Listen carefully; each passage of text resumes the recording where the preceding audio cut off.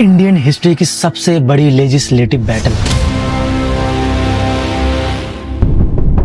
इसलिए 1941 में एक कमेटी बनाई गई थी जिसका नाम था राव कमेटी, और उन्होंने यहाँ पे 3 गहरी चीज बताई, जैसे कि हिंदू औरतों के पास कोई लीगल आइडेंटिटी ही नहीं है। वो सिर्फ कानून नहीं बदल लेते बल्कि वो हिंदू समाज के स्ट्रक्चर को बदलना चाहते थे। तो बाबा साहेब अम्बेडकर जी ने यहाँ पे 3 एटम बॉम्ब गिराए।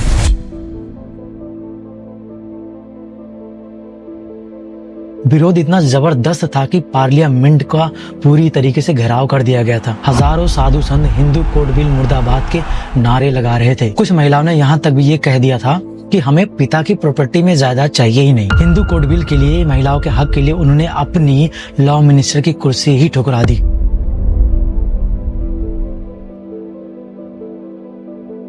अगस्त 1947 में जब अपना भारत देश आजाद हो चुका था,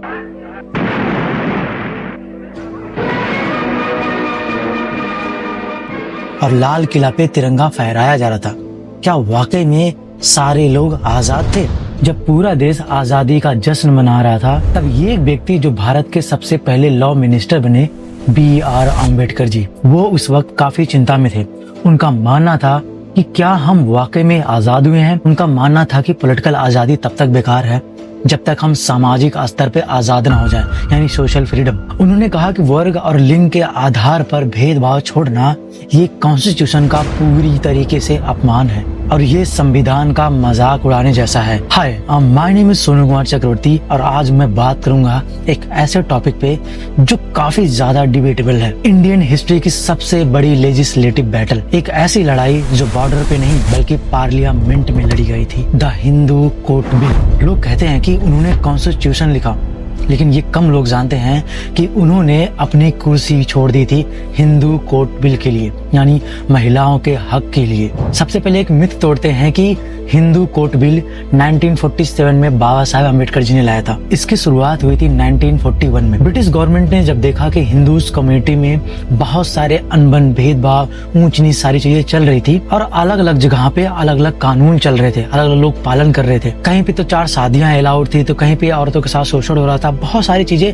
समाज के स्तर पे इनइक्वालिटीज भरी पड़ी थी, यानी इक्वालिटी थी ही नहीं। इसलिए 1941 में एक कमेटी बनाई गई थी जिसका नाम था राव कमेटी। लगभग 3 सालों तक राव कमेटी ने पूरे देश का दौरा किया और उसके बाद 1944 में उन्होंने रिपोर्ट सबमिट की, और रिपोर्ट जो उन्होंने सबमिट की थी वो काफी ज्यादा हैरान कर देने वाली थी। और उन्होंने यहाँ पे 3 गहरी चीज बताई, जैसे कि हिंदू औरतों के पास कोई लीगल आइडेंटिटी ही नहीं है, शास्त्रों के नाम पर उन्हें काफी ज्यादा दबाया गया है। फिर उन्होंने एक प्रस्ताव भी रखा कि हमें एक कोडिफाइड लॉ चाहिए जो सारे लोगों को इक्वली प्रोवाइड कर सके राइट्स उनके लिए। लेकिन ब्रिटिशर्स ये रिस्क लेना नहीं चाहते थे, इसीलिए उन्होंने ये फाइल ही बंद कर दी। जब 1947 में नेहरू देश के प्रधानमंत्री बने, तब ये फाइल उन्होंने डॉक्टर BR अम्बेडकर जी को सौंप दी। नेहरू जी ये अच्छे से जानते थे कि जो सदियों से बेड़ियां जकड़ी हुई हैं इस सामाजिक तौर पे, इन्हें कोई अगर तोड़ सकता है तो वो थे doctor BR Ambedkar ji.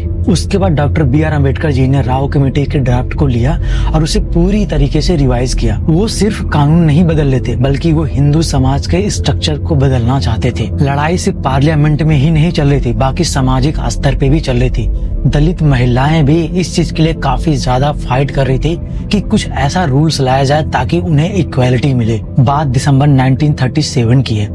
All India women's conference का एक सेशन चल रहा था और वहाँ पे पहुंची थी एक दलित लीडर की महिला जिनका नाम था जयबाई चौधरी। जयबाई जी एक रिस्पेक्टेड लीडर और एक राइटर भी थी, लेकिन वहाँ के अपर कास्ट के कुछ महिलाओं ने उन्हें खाना खाने के लिए साथ में बैठने ही नहीं दिया गया, उन्हें दूर बैठाया गया। सोचो कितना ज्यादा डार्क चीज है कि सारी महिलाएं अपने इक्वालिटी के लिए फाइट कर रही हैं और उसी ही ग्रुप में महिलाओं को कास्ट के बेसिस पे डिस्क्रिमिनेट किया गया। जयबाई चौधरी जी ने इसे बहुत बड़ा अपमान माना और उन्होंने वहाँ पे खाना नहीं खाया। और उसके बाद उन्होंने इस अपमान का बदला लेने के लिए जनवरी 1938 में नागपुर के धर्मपेट में उन्होंने 15,000 दलित महिलाओं के साथ एक सभा की, और वहाँ की जो लीडर थी वो थी अंजनी बाई एंड साकू बाई।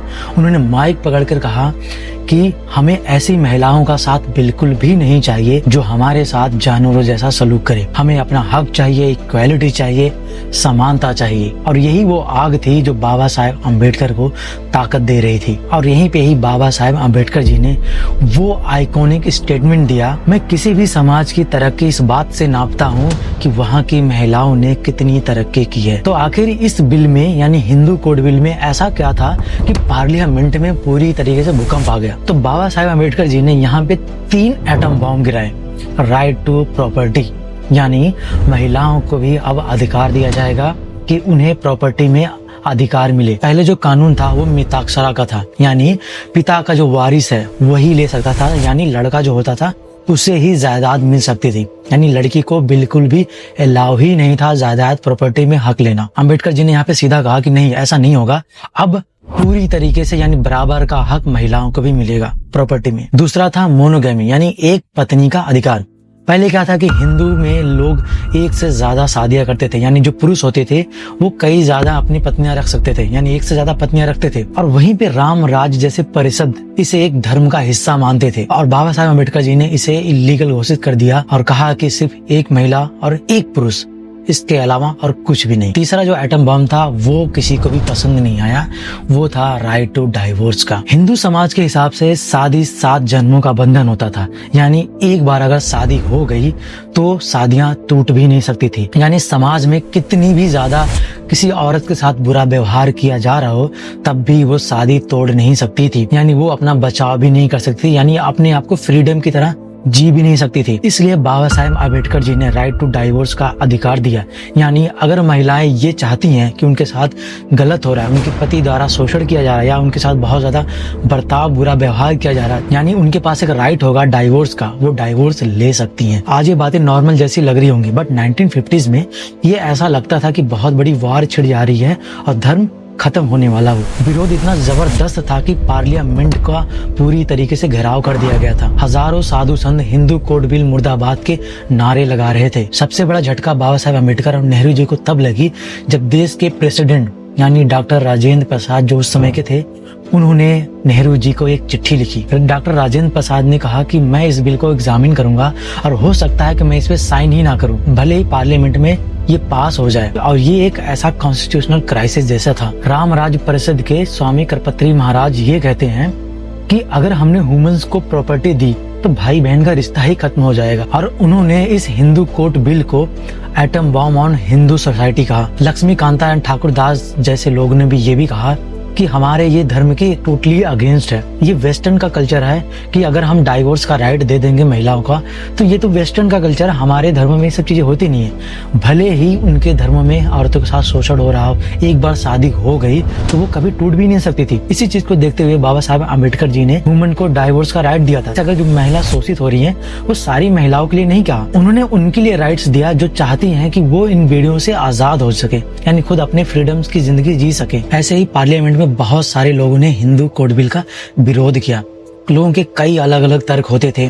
कोई कहता था कि धर्म खत्म में आ जाएगा, कोई कहता कि हमारे धर्म के टोटली अगेंस्ट है ये बिल, और कई कम्युनिटीज भी इसके बिल्कुल सपोर्ट में नहीं थी। और सबसे डार्क चीजें तब हुई पार्लियामेंट में जब ये पता चला है कि पार्लियामेंट में इस बिल का आदमी ही लोग विरोध नहीं कर रहे थे, बल्कि वहां पे कुछ महिलाएं भी थी जो इस कोड का विरोध कर रही थी। कुछ महिलाओं ने यहाँ तक भी ये कह दिया था कि हमें पिता की प्रॉपर्टी में जायदाद चाहिए ही नहीं। पूरे पार्लियामेंट में बाबा साहब अम्बेडकर जी अकेले पड़ गए थे। यहाँ तक कि कांग्रेस के कुछ एमएलएज भी बाबा साहब के अगेंस्ट खड़े हो गए थे। इवन कुछ कांग्रेस के एमपीज यहाँ तक भी नेहरू से कह रहे थे कि अगर ये बिल पास हुआ तो हम अगला इलेक्शन ही हार जाएंगे। लेकिन अंधेरे में कुछ दिए जल रहे थे। कुछ एमपीज महिलाएं बाबा साहब अम्बेडकर के साथ चट्टान की तरह खड़ी थी। जैसे कि श्रीमती हंसा मेहता पार्लियामेंट में दहाड़ते हुए ये कहती हैं कि डॉक्टर अंबेडकर जी, हमें आधा अधूरा हक नहीं चाहिए।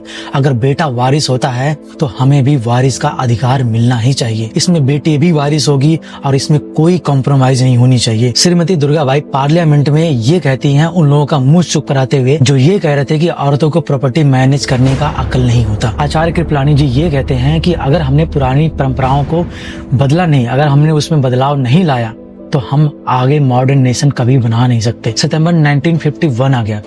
बिल पर डिबेट 4 साल से चल रही थी। नेहरू जी इलेक्शन के प्रेशर में आ गए थे। उन्होंने कहा कि बिल एक साथ पास नहीं किया जाएगा, सिर्फ कुछ हिस्से पास होंगे। फिर उन्होंने कहा कि हम इसे बाद में, इलेक्शन के बाद इसे पास करेंगे। फिर होता गया कि बाबा साहब अम्बेडकर जी ये बात समझ गए कि उनके साथ अब राजनीति हो रही है। जिस पार्टी ने यानी कांग्रेस ने उन्हें लॉ मिनिस्टर बनाया, अब वही उनके हाथ बांध रही है। फिर जाके उन्होंने 27 सितंबर 1951 में पार्लियामेंट में जाके उन्होंने अपना रेजिग्नेशन दे दिया। उन्होंने कहा, I promise the people of this country a code of equality, but the government has moved in slow motion. To leave inequality untouched is to make a face of our constitution. उन्होंने कहा कि मैंने देश के लोगों से वादा किया था बराबरी का, लेकिन सरकार जो ढीली पड़ेगी। ऐसे ही इनइक्वालिटीज को अगर छोड़ दिया गया तो संविधान का मजाक बनाने जैसा होगा। हिंदू कोड बिल के लिए, महिलाओं के हक के लिए उन्होंने अपनी लॉ मिनिस्टर की कुर्सी ही ठुकरा दी, लेकिन महिलाओं के हक के लिए उन्होंने समझौता नहीं किया। ये भारत का पहला रेजिग्नेशन था जो सिद्धांतों के लिए दिया गया था। Doctor B.R. अम्बेडकर पार्लियामेंट से बाहर आ गए और 1952 में वो इलेक्शन हार गए, लेकिन उनका आइडिया नहीं हारा। इलेक्शन जीतने के बाद नेहरू जी ने वो बिल वापस से पार्लियामेंट में लेके आते हैं और उन्होंने बाबा साहेब अम्बेडकर के बनाए हुए कोड बिल को टुकड़ों में पास करते हैं, यानी एक साथ पास नहीं करते, वो 4 अलग अलग टुकड़ों में पास करते हैं। और वो 4 टुकड़े क्या थे, जैसे कि पहला है हिंदू मैरिज एक्ट 1955, यानी महिलाओं को उसमें डाइवोर्स लेने का अधिकार दिया गया था। दूसरा था हिंदू सक्सेशन एक्ट 1956, यानी अब बेटियों को भी वो अधिकार मिलेगा राइट टू प्रॉपर्टी में, यानी उन्हें अब पूरी तरीके से जितना बेटों को अधिकार मिलता था जायदाद में, प्रॉपर्टी में, अब महिलाओं को यानी बेटियों को भी उतना ही राइट मिल सकता है प्रॉपर्टी में और जायदाद में। ऐसे ही 2 और थे, जैसे कि हिंदू माइनॉरिटी एंड गार्जियनशिप 1956, जो लास्ट था Hindu adaptation and maintenance act 1956। यानी इसमें जैसे कि अगर डाइवोर्स हो रहा हो तो महिलाओं को यह अधिकार भी दिया गया था कि वो मेंटेनेंस क्लेम कर सकते हैं, यानी अगर वो अपने भरण पोषण करने के लिए अगर कोई आदमी उन्हें डाइवोर्स देता भी है, जबकि पहले देना भी नहीं चाहता था, लेकिन ये सारी जो बिल पास हुआ इसके बाद अगर वो डाइवोर्स लेते भी हैं तो उनके भरण पोषण करने के लिए वो मेंटेनेंस क्लेम भी कर सकती हैं। और एडॉप्टेशन में वो बच्चे भी एडॉप्ट कर सकती हैं, चाहे वो विधवा हो या फिर कोई और महिला हो या फिर वो एडॉप्ट करना चाहती हो तो बच्चे भी अडॉप्ट कर सकती है। जो बिल 1951 में एटम बॉम्ब लग रही थी वो 1956 तक आते आते भारत का एक कानून का हिस्सा बन गया। बाबा साहेब अम्बेडकर तब कैबिनेट में नहीं थे, लेकिन ये आइडिया उन्हीं का, यानी जो हिंदू कोड बिल था उन्हीं का बनाया हुआ एक सबसे यूनिक, सबसे पावरफुल जो एक्ट्स होते थे वो इंक्लूड किए गए कॉन्स्टिट्यूशन में। तो हमें यहाँ पे एक और चीज समझने की जरूरत है कि B.N. राव द्वारा जो ड्राफ्ट तैयार किया गया था और बाबा साहेब द्वारा जो हिंदू कोड बिल बनाया गया था, इसमें क्या डिफरेंसेस थे और क्या बाबा साहेब ने इसमें क्या चेंजेस किया, क्या इम्प्रूव करके क्या कोडिफाई किया, तब जाके ये हिंदू कोड बिल कॉन्स्टिट्यूशन का हिस्सा बना। जैसे कि B.N. राव के ड्राफ्ट में, यानी उनका अप्रोच ये था कि बिना हम धर्मों को छेड़े इस चीज में जस्ट कोडिफाई करके एक ड्राफ्ट में कोड की तरह बना सकते हैं। लेकिन बाबा साहब अम्बेडकर इस चीज के राजी नहीं थे। बाबा साहब अम्बेडकर का यहाँ पे कानून लिखना सिर्फ मकसद नहीं था, वो चाहते थे कि सामाजिक स्तर पे इक्वालिटी हो, यानी ओवरऑल हिंदू कोड बिल बनाने का जो पूरा मोटिव था वो इक्वालिटी पे सबसे ज्यादा फोकस था। वो चाहते थे कि शास्त्रों से ज्यादा कॉन्स्टिट्यूशन को प्रायोरिटी दी जानी चाहिए। इसलिए बाबा साहब अम्बेडकर जी ने धार्मिक कानून को हटाकर इसे एक सेकुलर एंड लॉजिकल लॉ बनाने की कोशिश की जो आगे चलकर भारत के मॉडर्न सोसाइटी के लिए फिट हो। B.N. राव की कम्युनिटी के जो ड्राफ्ट बनाया गया था उसमें जो महिलाओं को राइट्स दिए गए थे प्रॉपर्टी में वो लिमिटेड थे, यानी महिला संपत्ति का इस्तेमाल कर सकती है लेकिन उसे बेच नहीं सकती, यानी उसके मरने के बाद जो प्रॉपर्टी होगा उसके पति या फिर उसके किसी मेल पर्सन को चला जाएगा। लेकिन बाबा साहब अम्बेडकर जी ने इसे एब्सोल्यूट स्टेट बनाया, यानी प्रॉपर्टी में अधिकार महिलाओं को पूरी तरीके से बराबर होना चाहिए। वो बेच भी सकती है, उसका अधिकार होगा तो वो बेच भी सकती है, वो अपनी प्रॉपर्टी का अधिकार हिस्सा किसी को दे भी सकती है, ये उसकी मर्जी होगी। और यहाँ पे बाबा साहब ने स्त्री धन का परिभाषा ही बदल दिया, यानी अब स्त्री अपने धन का उपयोग कर सकती है, बेच सकती है, उसके राइट टू प्रॉपर्टी का अधिकार है, वो कुछ भी कर सकती है। और महिलाओं को पुरुषों के बराबर प्रॉपर्टी रखने का अधिकार बनाया। राव कमेटी ने जो ड्राफ्ट तैयार किया था उसमें बेटी को जो हिस्सा था वो बहुत ही ज्यादा लिमिटेड था, यानी सबसे ज्यादा अगर हिस्सा दिया जाता था तो बेटे को दिया जाता था, और जो हिस्सा होता था बेटी के लिए उसमें 1/4 हिस्सा बेटी को कुछ मिलता था और कभी कभी तो ना के बराबर ही मिलता था। तो बाबा साहब यहाँ पे क्लियर करते हुए कहा कि सन एंड डॉटर शेयर इक्वली, यानी बेटा बेटी को दोनों का बराबर अधिकार होगा। अब तो यही नहीं, उन्होंने भेदभाव को पूरी तरीके से खत्म करने का प्रस्ताव भी रखा। इंटरकास्ट मैरिजेस, यानी राव कम्युनिटी ने जो ड्राफ्ट तैयार किया था उसमें इंटरकास्ट मैरिजेस के लिए बहुत सारी बाधाएं थे, यानी थोड़ा बहुत उसमें हक दिया गया था, लेकिन धार्मिक स्तरों को लेके जो धार्मिक परंपराएं था उसके हिसाब से वो चल रहे थे, यानी धार्मिक में इंटरकास्ट मैरिज तो अलाउ ही नहीं था। तो इस हिसाब से बाबा साहब ने यहाँ क्लियर करते हुए कहा कि नहीं, ऐसा नहीं हो सकता। हमें किसी भी पर्सन को किसी भी धार्मिक या किसी भी चीज का बाधा बनने नहीं देना चाहिए। अगर पुरुष महिला इस बात के लिए राजी हो रहे हैं शादी करने के लिए, तो हमें किसी मान्यता या फिर किसी परंपरा बीच में आने नहीं देना चाहिए। तो यहाँ पे बाबा साहब अम्बेडकर जी ने यहाँ पे सिविल मैरिज और इंस्ट्रूमेंटल मैरिज को दोनों को मान्यता दी। यानी इसमें लोग अपने धार्मिक परंपराओं के हिसाब से भी शादी कर सकते हैं, और कोई अगर इंटरकास्ट मैरिज करना भी चाहे तो वो कोई धर्म उनके बीच में एक रुकावट न बने, इसके लिए वो इंटरकास्ट मैरिज कर सकते हैं। और यही नहीं, बाबा साहब अम्बेडकर जी ने सौगोत्रा मैरिज को वैलिड रखने का प्रस्ताव भी रखा। राव कमेटी द्वारा जो ड्राफ्ट तैयार किया गया था डाइवोर्स वाला, वो काफी ज्यादा स्ट्रिक्ट थे, लेकिन बाबा साहब अम्बेडकर जी ने ये कहा कि हम किसी धर्म को आहत नहीं पहुंचा रहे, बल्कि हम एक सिविल राइट प्रोवाइड कर रहे हैं, ताकि जो व्यक्ति अगर अपने आप को स्वतंत्र रखने के लिए डाइवोर्स लेना चाहे तो वो डाइवोर्स ले सकता है। एंड सबसे लास्ट एंड इम्पोर्टेंट, अडॉप्टेशन।